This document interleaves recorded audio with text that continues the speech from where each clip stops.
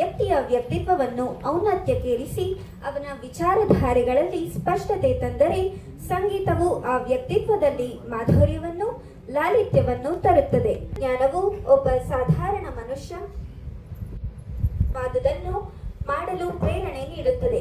ಮತ್ತು ನನ್ನ ಹೆಸರು ಗೌಹರ್ ಜಾನ್. ಸಂಗೀತ ಕಲಾವಿದೆಯೊಬ್ಬರ ಜೀವನ ಹಾಗೂ ಕಾಲಘಟ್ಟ ಕೃತಿಯ ಲೋಕಾರ್ಪಣೆ ಕಾರ್ಯಕ್ರಮಕ್ಕಾಗಿ ಒಗ್ಗೂಡಿದ್ದೇವೆ. ಇದು ಸಾಮಾನ್ಯವಾಗಿ ನಡೆಯುವಂತಹ ಪುಸ್ತಕ ಬಿಡುಗಡೆ ಸಮಾರಂಭ ಖಂಡಿತ ಅಲ್ಲ. ಸಾಕಷ್ಟು ಮಹತ್ವದ ಅಂಶಗಳನ್ನು ಒಳಗೊಂಡಿದೆ. ಮಾತ್ರವಲ್ಲ, ಭಾರತೀಯ ಸಾಹಿತ್ಯ ಲೋಕದಲ್ಲಿ ಅಪರೂಪದ ಕ್ಷಣಗಳನ್ನು ಸೃಷ್ಟಿಸಲು ಸಜ್ಜಾಗಿ ನಿಂತಿದೆ. ಕಲ್ಕತ್ತೆಯ ಗೌಹರ್ ಜಾನ್ ಭಾರತೀಯ ಸಂಗೀತ ಲೋಕ ಕಂಡ ಅನನ್ಯ ಪ್ರತಿಭೆ.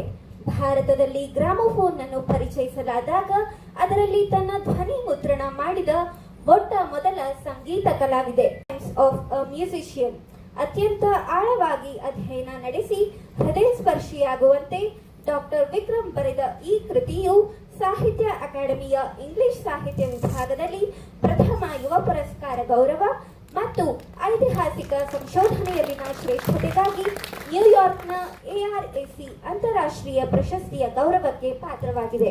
ಇದೇ ಕೃತಿಯು ಕನ್ನಡದಲ್ಲಿ ಅನುವಾದಗೊಂಡು ನನ್ನ ಹೆಸರು ಗೌಹರ್ ಜಾನ್, ಸಂಗೀತ ಕಲಾವಿದೆಯೊಬ್ಬರ ಜೀವನ ಮತ್ತು ಕಾಲಘಟ್ಟ ಶೀರ್ಷಿಕೆಯೊಂದಿಗೆ ಸಾಹಿತ್ಯ ಲೋಕಕ್ಕೆ ಕಾಲಿಟ್ಟಿದೆ.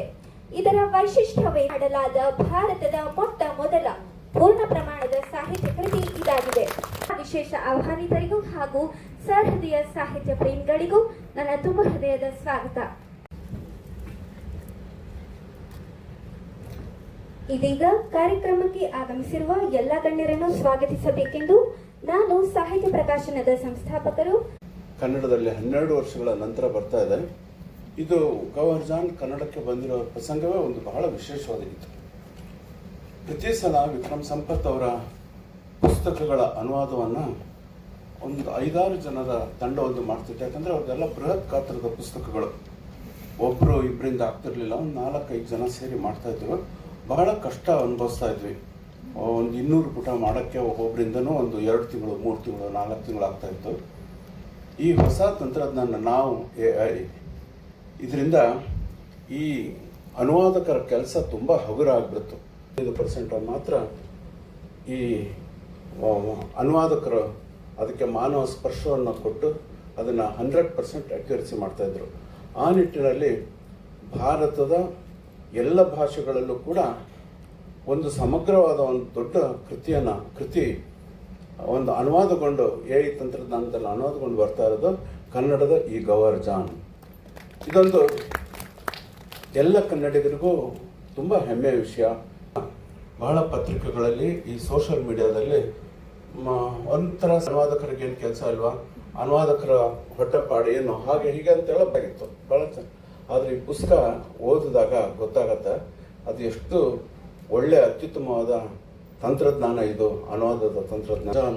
ಈ ಕೃತಿಯನ್ನು ಇವತ್ತು ಲೋಕಾರ್ಪಣೆ ಮಾಡಲಿಕ್ಕೆ ನಮ್ಮ ಅತ್ಯಂತ ಜನಪ್ರಿಯ ಸಂಸದರು ಹಾಗೂ ಮೈಸೂರು ಮತ್ತು ಕೊಡಗು ಕ್ಷೇತ್ರಗಳ ಸಂಸದರ ರಾಜರ ಪರಂಪರೆಯ ಈಗಿನ ಉಸ್ತುವಾರಿಗಳು ಬಂದಿದ್ದಾರೆ. ಶ್ರೀ ಯದುವೀರ ಕೃಷ್ಣದತ್ತ ಚಾಮರಾಜ ಒಡೆಯರು ಅವರಿಗೆ ತಮ್ಮೆಲ್ಲರ ಪರವಾಗಿ ತುಂಬ ಭಾಷಾಶಾಸ್ತ್ರಜ್ಞರು ಹಾಗೂ ಸಂಶೋಧಕರು CIIL ನಿಂದ ಡಾಕ್ಟರ್ ನಾರಾಯಣ್ ಚೌಧರಿ ಅವರು ಬಂದಿದ್ದಾರೆ. ಅವ್ರನ್ನ ತುಂಬ ಪ್ರೀತಿಯಿಂದ ಗೌರವದಿಂದ ನಾನು ಸ್ವಾಗತ ಮಾಡ್ತೀನಿ.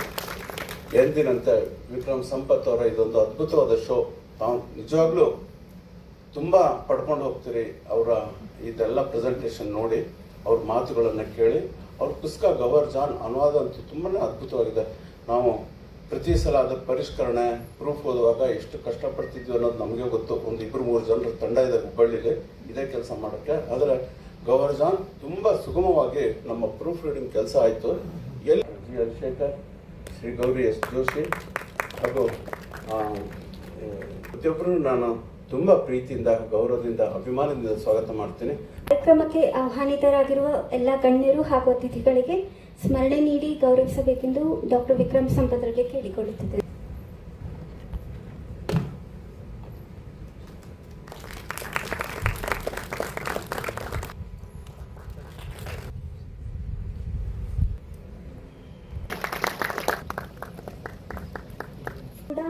ಅದಕ್ಕೆ ಮಾನವ ಸ್ಪರ್ಶ ನೀಡಿ ಪ್ರತಿ ಹಂತದಲ್ಲೂ ಪರಿಷ್ಕರಣೆಗೊಳಪಡಿಸಿ ಅದಕ್ಕೆ ಜೀವಂತ ಎಐನ ಭಾಷಾ ತಜ್ಞೆ ಹಾಗೂ ಅನುವಾದಕಿಯಾಗಿರುವ ಶ್ರೀ ಗೌರಿ ಜೋಶಿ ಇವರ ಈ ಎಐ ಅನುವಾದದ ಸಾಹಿತ್ಯ ಪಯಣ ಹೇಗಿತ್ತು ಎನ್ನುವುದನ್ನು ಅವರಿಂದಲೇ ಕೇಳೋಣ.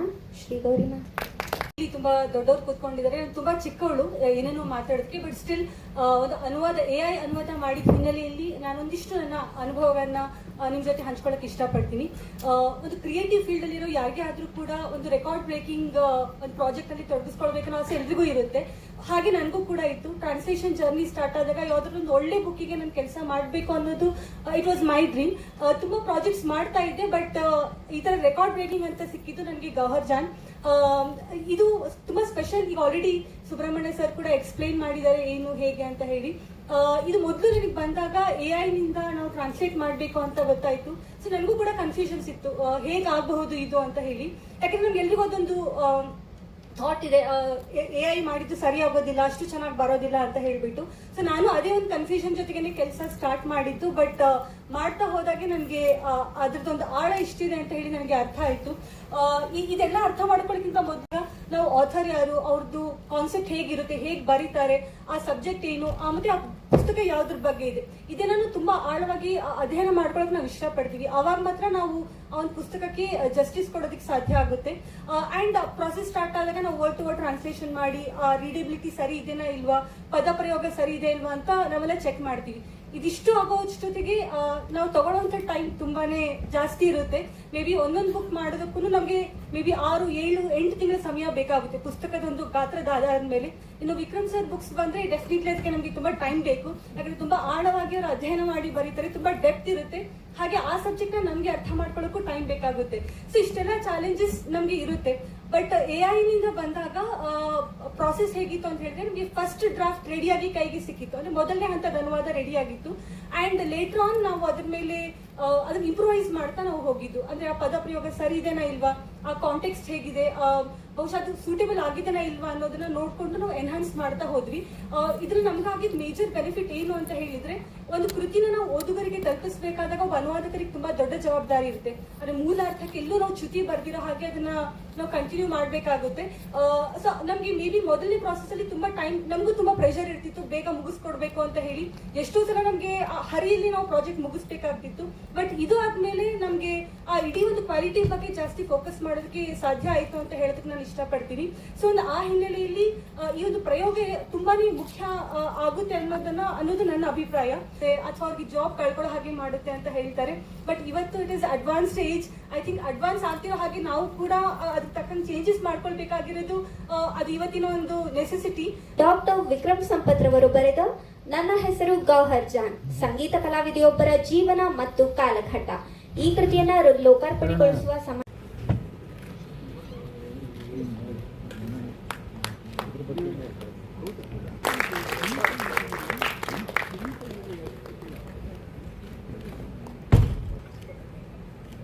ಈ ಸುಸಂದರ್ಭದಲ್ಲಿ ಅದು ಮೈಸೂರಿನಲ್ಲಿ ಈ ಕೃತಿಯನ್ನು ಲೋಕಾರ್ಪಣೆಗೊಳಿಸುವುದಕ್ಕೆ ಹಾಗೂ ಇದರ ಮುಖ್ಯ ಅತಿಥಿಯಾಗಿ ಅದರ ವಹಿಸುವುದಕ್ಕೆ ಬಹುಶಃ ಮೈಸೂರು ರಾಜವಂಶಸ್ಥರಷ್ಟು ಸೂಕ್ತರಾದವರು ಮತ್ತೊಬ್ಬರಿರಲು ಸಾಧ್ಯವೇ ಇಲ್ಲ. ನಮ್ಮ ಮೈಸೂರಿನ ಈ JCAC ಒಂದು ಸಭಾಂಗಣದಲ್ಲಿ ನನ್ನ ಹೆಸರು ಗೌಹರ್ ಜಾನ್ ಈ ಕೃತಿಯ ಲೋಕಾರ್ಪಣೆ ಕಾರ್ಯಕ್ರಮದಲ್ಲಿ ಲೇಖಕರಾದ ಆತ್ಮೀಯರಾದಂಥ ಡಾಕ್ಟರ್ ವಿಕ್ರಮ್ ಸಂಪತ್ ಅವರೇ, ನಮ್ಮ CIL ಇದರ ಸಂಶೋಧಕರಾದಂತಹ ಡಾಕ್ಟರ್ ನಾರಾಯಣ್ ರೇ, ಈ ನ್ಯಾಯವ್ಯಯ ಮೂಲಕ ಇವರ ಜೀವನ ಪ್ರಪ್ರಥಮ ಬಾರಿಗೆ ನಿಜಕ್ಕೂ ಒಂದು ಹೊಸ ತಂತ್ರಜ್ಞಾನವನ್ನು ಬಳಸಿ ಅಂದಿನ ಒಂದು ಗ್ರಾಮೋಫೋನು ಮತ್ತೆ ಏನು ರೆಕಾರ್ಡಿಂಗ್ ಒಂದು ಹೊಸ ತಂತ್ರಜ್ಞಾನ ಬಂದಿತ್ತು, ಅದರ ಮೂಲಕ ಆವತ್ತು ಎಲ್ಲರಿಗೂ ಏನು ಆ ತಂತ್ರಜ್ಞಾನ ಲಭ್ಯವಿತ್ತು ಅವ್ರಿಗೆಲ್ಲರಿಗೂ ಕೂಡ ಈ ಸಂಗೀತವನ್ನು ಒಂದು ಅನುಕೂಲ ಮಾಡೋ ದೃಷ್ಟಿಯಲ್ಲಿ ಇವರು ಬಹಳ ಒಂದು ದೊಡ್ಡ ಹೆಜ್ಜೆಯನ್ನು ಹಾಕಿರ್ತಕ್ಕಂಥದ್ದು ತಮ್ಮೆಲ್ಲರಿಗೂ ತಿಳಿದಿರ್ತಕ್ಕಂಥ ಸಂಗತಿ. ಹೇಳ್ಬೇಕಂದ್ರೆ ನಿಜಕ್ಕೂ ಬಹಳ ಸಂಕಷ್ಟಗಳನ್ನು ಎದುರಿಸಿದ್ರು ಗೌಹರ್ ಜಾನ್ ಅವರು. ಬಾಲ್ಯದಿಂದ ಇಡೀ ವೃತ್ತಿಯನ್ನು ನೋಡಕ್ಕೆ ಹೋದರೆ ಅಂತಿಮ ಒಂದು ಏನು 10 ವರ್ಷನೂ ಕೂಡ ಬಹಳ ಸಂಕಷ್ಟಗಳನ್ನು ಎದುರಿಸ್ತಾ ಬಂದಿದ್ರು. ಕಾರಣಾಂತರದಿಂದ ಅವರ ಕಲೆಯಲ್ಲಿ ಅದು ಅಭಿವ್ಯಕ್ತ ಆಗ್ತಾ ಇತ್ತು, ಅದೆಲ್ಲರಿಗೂ ಗೊತ್ತಿದೆ. ಆದರೆ ನಿಜಕ್ಕೂ ಕೂಡ ಗ್ರಾಮಫೋನು ಮತ್ತು ಇತ್ಯಾದಿ ಎಲ್ಲ ಕೇಳುವಾಗ ಆ ನೋವನ್ನು ಕೂಡ ನಾವು ನೋಡ್ಬೋದು. ಏನೋ ಕಲಾವಿದರ ಜೀವನಗಳಲ್ಲಿ ಇದು ಹೆಚ್ಚು ಏನೋ ಒಂದು ಟ್ರಾಜಿಕ್ ತರ ಒಂದು ನಾವು ನೋಡ್ತಾ ಇರ್ತೀವಿ. ಇದು ಏನು ನಿಯಮ ಮತ್ತು ನೀತಿಗಳನ್ನು ರಚಿಸುವಂಥದ್ದು ಕರ್ತವ್ಯದಲ್ಲಿರೋರು ಕೂಡ ಅದಕ್ಕೆ ಮುಂದುವರಿಲಿಕ್ಕೆ ನಾವು ಏನು ನಿರ್ಣಯವನ್ನು ಕೊಡ್ತಾ ಇದ್ದೀವಿ. ಆ ಒಂದು AI ಏನು ರೂಪಿಸುವಂಥದ್ದು, ಟೆಕ್ನಾಲಜಿ ರೂಪಿಸುವಂಥದ್ದು ಯಾರು ಇದ್ದಾರೆ ಅವರು ಕೂಡ ಇದೇ ದೃಷ್ಟಿಯಲ್ಲಿ ಅದನ್ನ ಬಳಸೋದಕ್ಕೆ ಪ್ರಯತ್ನ ಮಾಡ್ತಾ ಇದ್ದಾರೆ. ಮತ್ತೆ ನಾವು ಕೂಡ ಜನಸಾಮಾನ್ಯರು ಇದೇ ಒಂದು ದಿಕ್ಕಿನಲ್ಲಿ ಅದನ್ನ ಬಳಸಿದ್ರೆ ಅದು ನಿಜಕ್ಕೂ ಕೂಡ ಸಮಾಜಕ್ಕೆ ಬಹಳ ದೊಡ್ಡ ಲಾಭ ಆಗುತ್ತೆ. ಮತ್ತೆ ಇಂಥ ನಮ್ಮ ಸಾಹಿತ್ಯ ಕ್ಷೇತ್ರದಲ್ಲೂ ಕೂಡ ನಮ್ಮ ಭಾಷಣೆ ಒಂದು ಏನು ಸಂರಕ್ಷಣೆಯಲ್ಲೂ ಕೂಡ ಇದು ಬಹಳನೇ ಒಂದು ಒಳ್ಳೆ ಪ್ರೇರಣೆ ಆಗುತ್ತೆ ಅಂತ ನಮ್ಮ ಭಾವನೆ. ಸೊ ಅದಕ್ಕಾಗಿ ನಾವೇ ಇವತ್ತು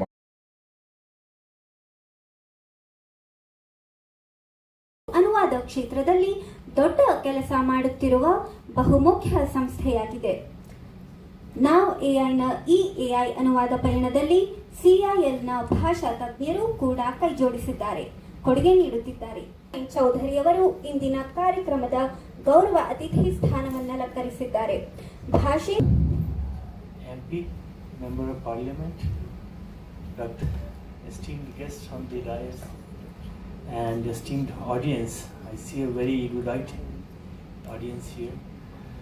Thank you all for welcoming me here, and I'm so happy to come to this place where I see a literary book has been translated into Kannada using AI agents or tools, and this is being released. I know that one person from CIL has also contributed to this, because whatever is generated by AI needs some kind of a human evaluation. But still it is so happy to see that this is actually contributing to development of all the languages of India. I want to ponder a bit on how we have come to this stage. Like say, I started working on language technology from 2005. I was working in IIT Kanpur. There was one project called Anubharati and Anglo Bharati. CIL has done. The contribution of CIL is in framing the standards and creating the digital data sets for all the Indian languages. Recently, since NEP 2020 has come, and we are focusing more on mother tongues. And India, has a total of 270 mother tongues as per 2011 census. So we are supposed to provide at least elementary educational level content to all of these mother tongues. Now, these 270 mother tongues, people do not even know what they are. And many of these languages, we do not even know how they are spoken. 121 languages in India, as per 2011 census reports. Census report gives you what is a language and what is a mother tongue. We do not get into the debate of language and Kannada, be it TTS, be it ESR, be it translation. They are very good, and at part Sarvam is doing on its own, and there are public models available also. Even at CIL website you will see this Anuvadika thing, and there you can translate from any Indian language to Kannada and Kannada to any Indian language. You can speak to it. It will convert your spoken text into spoken speech into text, and it can also speak it out.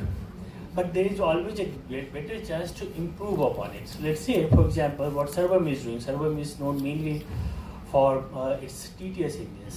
ಅನುವಾದದೊಂದಿಗೆ ಭಾರತೀಯ ಸಾಹಿತ್ಯ ಲೋಕದಲ್ಲಿ ಮಹತ್ತರ ಸಾಧನೆ ಮಾಡಿರುವ ನಾವ್ AI company ಈಗ ಝುನೌ audio platform ಮೂಲಕ ಶ್ರವ್ಯ ಮಾಧ್ಯಮಕ್ಕೂ ಕಾಲಿಟ್ಟಿದೆ.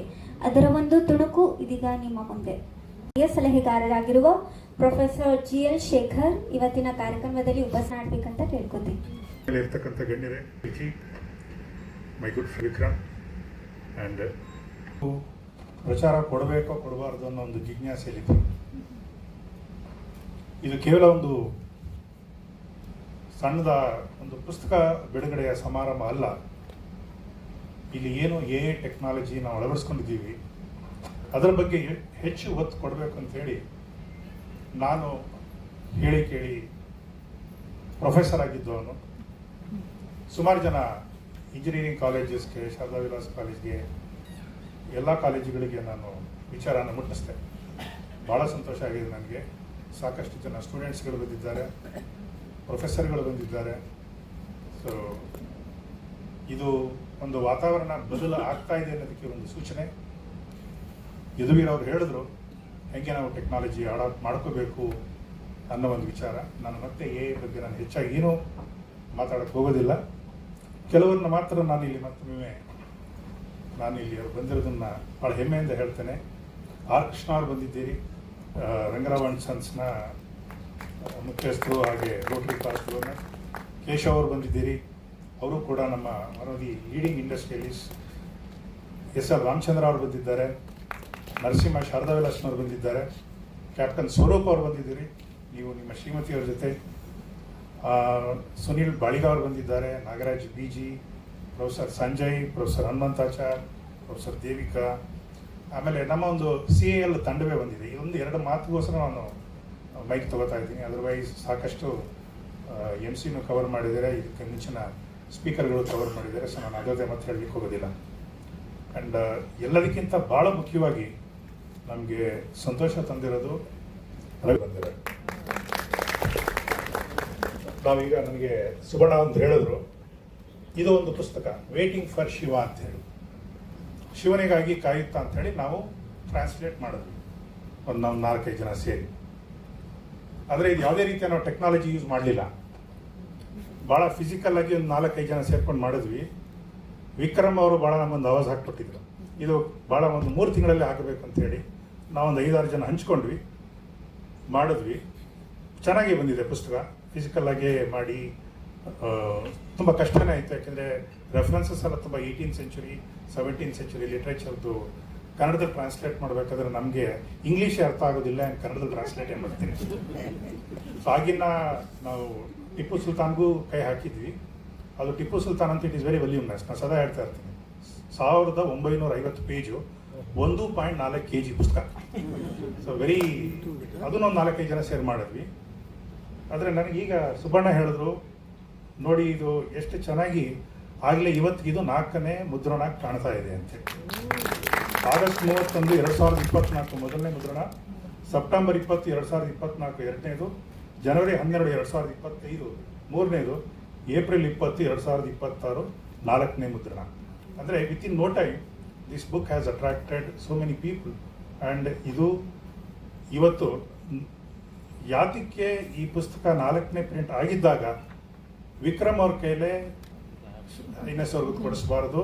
ಹಾಗೆ ಇನ್ನೊಂದು ಭಾಳ ಅತ್ಯುತ್ತಮವಾದ ಪುಸ್ತಕ ಬರೆದಿರತಕ್ಕಂಥ ರವೀಂದ್ರ ಜೋಶಿ ಅವರು, ಏನದು ಇಂಡಿಯನ್ ಜೇಮ್ಸ್ ಬಾಂಡ್ ದೋವಲ್, ಅದು ಅವ್ರು ಮಾತಾಡ್ತಾನೆ ವಿತಿನ್ 1 ವೀಕ್ 5,000 ಕಾಪೀಸ್ ಎಲ್ಲ ಆಗುತ್ತೆ.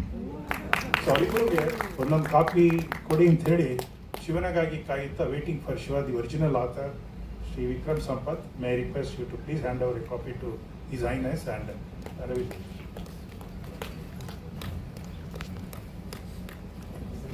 ಧನ್ಯವಾದಗಳು ಶೇಖರ್ ಸರ್.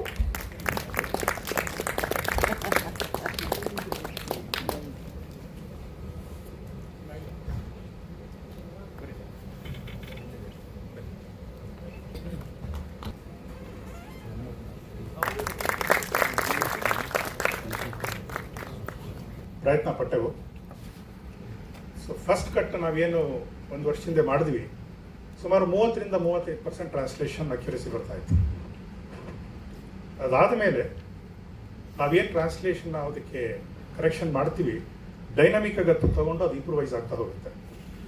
ಇವತ್ತು within less than 1 year we are in a position to say the translation accuracy across all languages is about 85 to 90%. ಅಂದರೆ ಇಲ್ಲಿ ನಾವೊಂದು ಕ್ವಾಲಿಟಿ ಅಶ್ಯೂರೆನ್ಸ್ ಸೆನ್ಸನ್ನು ನಾವು ಬಿಲ್ಡ್ ಮಾಡ್ಕೊಂಡ್ಬಿಟ್ಟಿವಿ. ಟ್ರಾನ್ಸ್ಲೇಷನ್ ಆಗುತ್ತೆ, ಅದು ಲ್ಯಾಂಗ್ವೇಜಿನ ಮಿಕ್ಕ ಏನು ಪ್ಯಾರಾಮೀಟರ್ಸ್ ಇರುತ್ತೆ, ಎಷ್ಟರ ಮಟ್ಟಿಗೆ ನಾವು ಅದನ್ನು ಅದನ್ನು ಅಳವಡಿಸ್ಕೊಂಡಿದ್ದೀವಿ ಅಂತ ನಮಗೆ ಸ್ವಲ್ಪ ಗೊತ್ತಾಗೋದಿಲ್ಲ. ಹಾಗಾಗಿ CILನ ಅಪ್ರೋಚ್ ಮಾಡಿದ್ವಿ, ಚೇತನ್ ಬಾಜಿ ಅವ್ರನ್ನ. ಅವರು ಬಂದಿದ್ದಾರೆ, ಭಾಳ ಪ್ರಮುಖರು, ಅವರು ಒಂದು ಒಳ್ಳೆ ಸಂಶೋಧಕರು. ಅವ್ರ ಮೂಲಕ ಒಂದು ಎಂಟೈರ್ ಟೀಮ್, ಒಂದು 8 ಜನ. ಅಂದರೆ ಇವತ್ತು ನಾನು ಕೋಆರ್ಡಿನೇಟ್ ಮಾಡ್ತಿರೋದು ತೆಲುಗು, ತಮಿಳು, ಕನ್ನಡ, ಮಲಯಾಳಂ, ಗುಜರಾತಿ, ಒರಿಯಾ, ಬೆಂಗಾಲಿ, ಹಿಂದಿ. ಸೊ ಇಷ್ಟನ್ನು ಮಾಡ್ತಾ ಇದ್ದೀವಿ. ಸೊ ಇಷ್ಟಕ್ಕೂ ನಾವೇನು ಟ್ರಾನ್ಸ್ಲೇಟ್ ಮಾಡ್ತಾ ಇದ್ದೀವಿ ಅದು ಸರಿ ಬಂದಿದೆಯಾ ಇಲ್ಲ ಅಂತೇಳಿ ಭಾಳ ಕ್ವಿಕ್ಕಾಗಿ ಅದನ್ನು ವೆಟ್ ಮಾಡ್ತಿರ್ತಕ್ಕಂಥವ್ರೆ CIL ಜನ. ಸರ್, ನೀವು 3 ಜನ ಬಂದಿದ್ದೀರಿ, ದಯವಿಟ್ಟು ಪ್ಲೀಸ್ ಅಟ್ ಮಾಡಿ. ಸೊ ಡಾಕ್ಟರ್ ರಮೇಶ್ ಬಾಬು, ಚೇತನ್ ಬಾಜಿ, ಜರಾಲ್ ಕಲೀಗ್, ಡಾಕ್ಟರ್ ಚೌಧರಿ. ಒಂದು ನಾನು ಏನಕ್ಕೆ ಇದನ್ನು ಎಂಫಸಿಸ್ ಅವರು ಪ್ರಿಂಟ್ ಮಾಡಿ ಕೊಟ್ಬಿಟ್ವಿ ಅನ್ನೋದಲ್ಲ. So even CIL has totally involve. So sir, in case if there is any major projects that we can think of, I request our Member of Parliament to pursue this with the central government, because CIL itself has involved with us in terms of vetting our work. And ನಾವೀಗ ಸುಮಾರು languages ಮಾಡ್ತಾ ಇದ್ದೀವಿ. India 6th largest book market globally and 2nd largest for English books. ಇಲ್ಲಿ ಒಂದು ಭಾಳ surprising factor ಏನಂತಂದರೆ, even today 90% print ಮೂಲಕನೇ ಹೋಗ್ತಿದೆ, ಕೇವಲ 10% ಮಾತ್ರ ಈ ಬುಕ್ಸ್ ಅಥವಾ ಆಡಿಯೋ ಬುಕ್ಸ್. ಸೊ ನಾವು we are also into audio books. ನೀವೇ ಕೇಳಿದ್ರಿ, ಗೋವರ್ ಜನನ ಒರಿಜಿನಲ್ ವಾಯ್ಸ್ ಅದು, ಬಟ್ ಆಕೆಗೆ ಕನ್ನಡ ಗೊತ್ತಿರಲಿಲ್ಲ. ಸೊ ಹಿಂದಿಲಿ ಏನು ಮಾತಾಡಿದ್ದಾರೆ ಅದೇ ವಾಯ್ಸ್ ಹಿಡಿದುಬಿಟ್ಟು ಕನ್ನಡದಲ್ಲಿ ನಾವು ಕೊಟ್ಟಿದ್ವಿ. ಸೊ ನಾಳೆ ಇಲ್ಲಿ ತಮಿಳಲ್ಲಿ ಬಂತಂದರೆ ಅದೇ ಹಿಂದಿ ವಾಯ್ಸು ಗೋವರ್ ಜನ ತಮಿಳಲ್ಲೂ ಮಾತಾಡ್ತಾರೆ. ಇನ್ ಅದರ್ ವರ್ಡ್ಸ್, ನಮ್ಮ ಏನು ಸಾಫ್ಟ್ವೇರ್ ಇದೆ, audio software, it is in a position to give you audio in the person, in the voice of a person who is no more. For example, ಸ್ವಲ್ಪ ಹಂಗೆ ಜ್ಞಾಪಿಸ್ಕೊಳ್ಳಿ, ಮಂಕುತಿಮ್ಮನ ಕಗ್ಗನ DVG ಅವರೇ ಹೇಳ್ತಾರೆ, ಬರ್ತೀವಿ ಅಷ್ಟೇ. ಇಷ್ಟಲ್ಲಿ ಅದು ಆಗುತ್ತೆ, ಅದೇನು ದೊಡ್ಡ ವಿಚಾರ ಅಲ್ಲ. ಸೊ ಈ ಒಂದು ಟೆಕ್ನಾಲಜಿ ಸ್ಪೇಸಲ್ಲಿ ನಾವೆಲ್ಲ ಇದ್ದು ಈ ಇದರಲ್ಲಿ ಬಂದಿದ್ದೀವಿ. So there are number of publishers. ಹಾಗಾಗಿ ಯಾವಾಗ ನಮ್ಗೆ ಇನ್ನೂ 10% ಈ ಬುಕ್ ಸ್ಟೇಜಲ್ಲಿ ಇದೆ ಅಥವಾ ಟ್ರಾನ್ಸ್ಲೇಷನ್ ವರ್ಷನಲ್ಲಿ ಇದೆ ಅಂತಂದಾಗ, ನಾವು if you cover the entire 100%, perhaps ಹೆಜ್ಜೆಗೂ ಸಾಕಷ್ಟು ಜನಕ್ಕೆ ಇದರಿಂದ ಕೆಲಸಗಳು ಸಿಗುತ್ತೆ. ಯಾರಿಗೆ ಲ್ಯಾಂಗ್ವೇಜ್ ಬಗ್ಗೆ, ಭಾಷೆ ಬಗ್ಗೆ ಅಭಿಮಾನ ಇರುತ್ತೆ ಅವರೆಲ್ಲನೂ ಕೂಡ ಅವರು ಇದನ್ನು ಖಂಡಿತ ಅದನ್ನು ಪಾರ್ಟಿಸಿಪೇಟ್ ಮಾಡ್ಬೋದು, ತಾವು ಅದರಲ್ಲಿ ಇನ್ವಾಲ್ವ್ ಆಗ್ಬೋದು. ಜೊತೆಗೆ ನಮಗೆ CIL ಸದಾ ಅದಕ್ಕೆ ಸಹಾಯವನ್ನು ಕೊಡ್ತಿದೆ. ಇದು ಒಂದು ವಿಚಾರ ನೀವು ಗಮನದಲ್ಲಿಟ್ಕೊಳ್ಳಿ. ವೇದಿಕೆಯ ಮೇಲಿರುವ ಎಲ್ಲ ಗಣ್ಯರು ವೇದಿಕೆಯ ಮುಂಭಾಗದಲ್ಲಿರುವ ಆಸೀನದಲ್ಲಿ ಆಸೀನರಾಗಬೇಕಂತ ಕೇಳ್ಕೊತೀವಿ. ವಿಜುವಲ್ ಪ್ರೆಸೆಂಟೇಷನ್ ಅನ್ನು ಡಾಕ್ಟರ್ ವಿಕ್ರಮ್ ಸಪ್ಪತ್ ನೀಡಲಿದ್ದಾರೆ. ನಮಸ್ಕಾರ. It's always such a great pleasure to be in the city that was part of my childhood fascination. I keep trying to steal every opportunity to come to Mysore because this was where my literary journey began.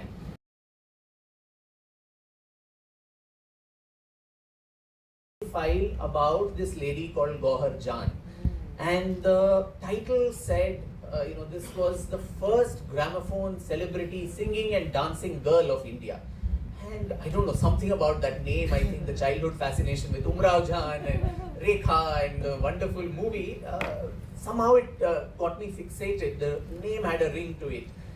And there were few pages there about how she came here in 1928, August, as was there in the audio clip. And she lived for all of 2 years. And in that 2 years duration, constantly she is haggling for increase my salary, don't cut income tax, I have to give my accompanist also some money, but rejected. That was something like a jigsaw puzzle, I must say, to reconstruct her life. It was a very sad commentary also of how artists' lives are documented in this country, where artists and even the artists don't put their own lives and memoirs into a book format, asking for the death certificate. In fact, the book has a copy of the death certificate which I got, where it says reason for death unknown. I don't know. 57 was not a age to die in Mysore, but unfortunately, I think she She lies in an unnamed, uncelebrated, unsung kind of tomb in the city. And so this, unfortunately, the book came very close on heels of Karan Johar's film My Name is Khan. And so an Armenian Christian father, Robert Yobard, and so the mother was also of mixed parentage, Anglo-Indian, who was called Victoria Hemmings. And she was also born on 26th of June 1873 of the country. Today people don't have that machine, that turntable, which will, you have to crank it up and it will start rotating, and on that needle, that translated book in India, the biography of the first recorded artist who also embraced technology against all odds. Just as today people are probably apprehensive of AI technology for translation. But slowly you'll see that you can't escape it. As Dr. Chaudhary mentioned, you can't escape that. You have to upskill yourself. So it's a coming together, and in the place where she was respected, she spent her last 2 years, and to have the very family who patronized her, Yaduvirji, representing the Mysore royal family. So I think there are so many symbolic, coming together of the stars today. And I'm sure from whichever place she is, she would be smiling and be very happy. Incidentally, every launch of hers, in the English book in 2010, suddenly there would be a storm that would break out, or there would be immense rain. So yesterday when it started raining so much in Mysore, I knew Madam is, actively looking at us. And she wanted her story said loudly, carried in the newspapers, and perhaps, Atruptatma, you want more and more of, coverage for yourself. But I think it's been a wonderful journey, and I'm immensely thankful to numerous people, to Professor Shekhar, to Dr. Asha, who are like parents to me, and their constant support and banks, I know. ಸರ್ವತ್ರ ಪೂಜ್ಯತೆ ವಿಷಯಗಳನ್ನು ತಿಳಿಸಿಕೊಟ್ಟಿದ್ದಕ್ಕಾಗಿ ಹಾಗೂ ಇತಿಹಾಸವನ್ನು ಎಲ್ಲರಿಗೂ ತಲುಪಿಸುವ ಪ್ರಯತ್ನ ಮಾಡುತ್ತಿರುವುದಕ್ಕಾಗಿ doctor Vikram Sampath ರವರಿಗೆ ನಮ್ಮ ತುಂಬು ಹೃದಯದ ಧನ್ಯವಾದಗಳು. ಸ್ನೇಹಿತರೆ, ಗೌಹರ್ ಜಾನ್ ಇಂಗ್ಲಿಷ್ ಕೃತಿ ಬರೆದಿರುವವರು ವಿಕ್ರಮ್ ಸಂಪತ್. ಈ ಪುಸ್ತಕದ ಕನ್ನಡ ಅನುವಾದ ಒಂದು ಅದ್ಭುತ ಎಂದರೆ ಈ ಅನುವಾದವನ್ನು ಮಾಡಿರುವುದು ಆರ್ಟಿಫಿಷಿಯಲ್ ಇಂಟೆಲಿಜೆನ್ಸ್